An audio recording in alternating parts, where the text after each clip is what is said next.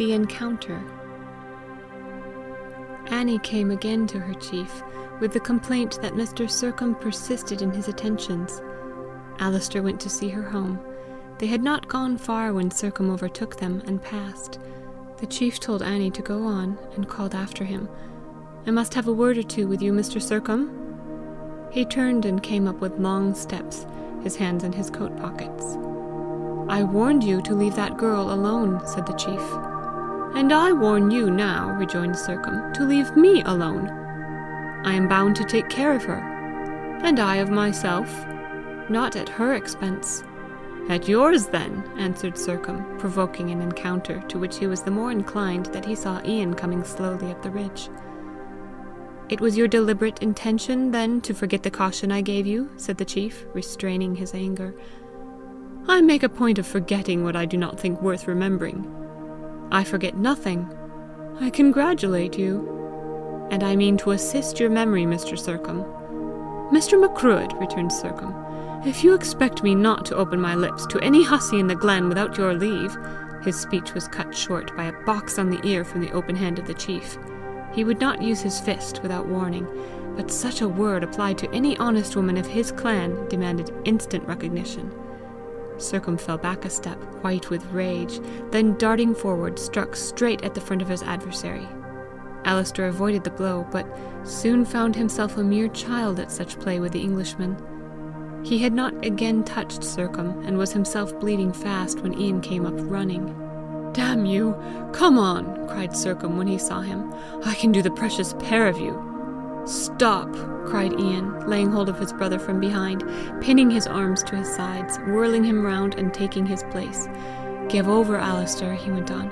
"You can't do it, and I won't see you punished when it is he that deserves it. Go and sit there and look on." "You can't do it, Ian," returned Alister. "It is my business. One blow in will serve. He jumps about like a goat that I can't hit him." "You are blind with blood," said Ian, in a tone that gave Sercombe expectation of too easy a victory. "Sit down there, I tell you." "Mind, I don't give in," said Alister, but turning, went to the bank at the roadside. "If he speak once again to Annie, I swear I will make him repent it." Sercombe laughed insultingly. "Mr. Sercombe," said Ian, "had we not better put off our bout till tomorrow? You have fought already." "Damn you for a coward! Come on!"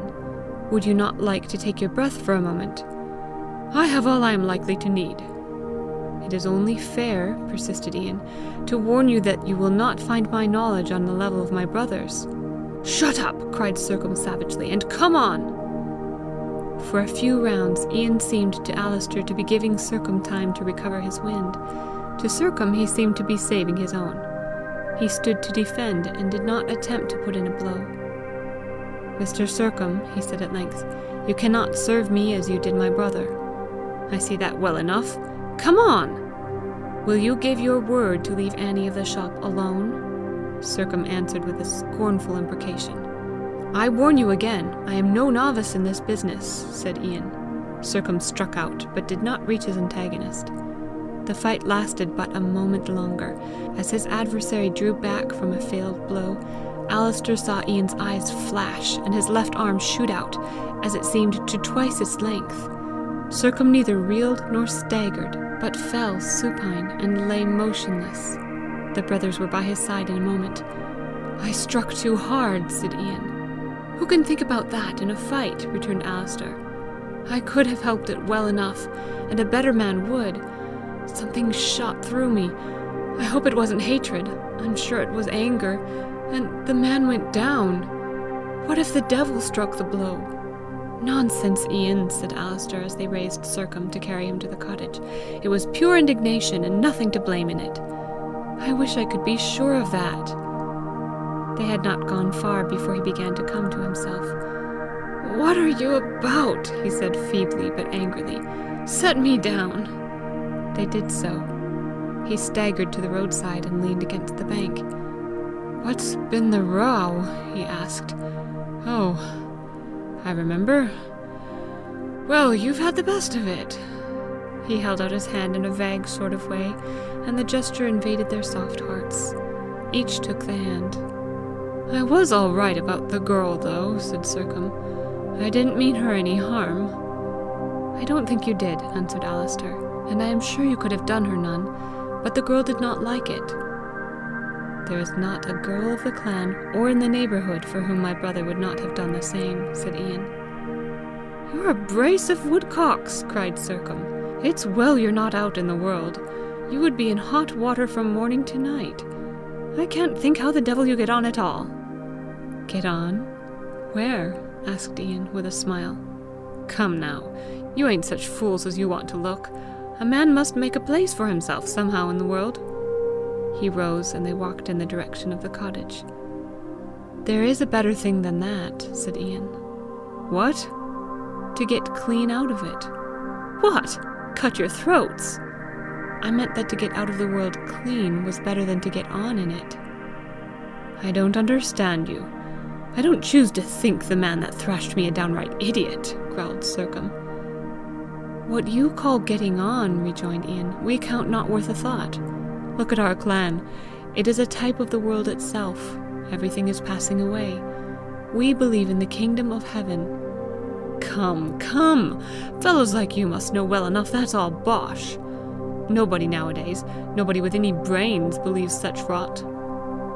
"We believe in Jesus Christ," said Ian, "and are determined to do what he will have us do, and take our orders from nobody else." "I don't understand you." "I know you don't.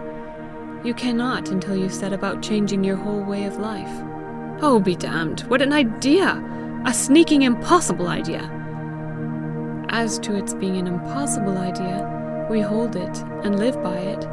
How absurd it must seem to you, I know perfectly. But we don't live in your world, and you do not even see the lights of ours." "There is a world beyond the stars. Well, there may be. I know nothing about it. I only know there is one on this side of them, a very decent sort of world too, and I mean to make the best of it." "And have not begun yet?" "Indeed I have. I deny myself nothing.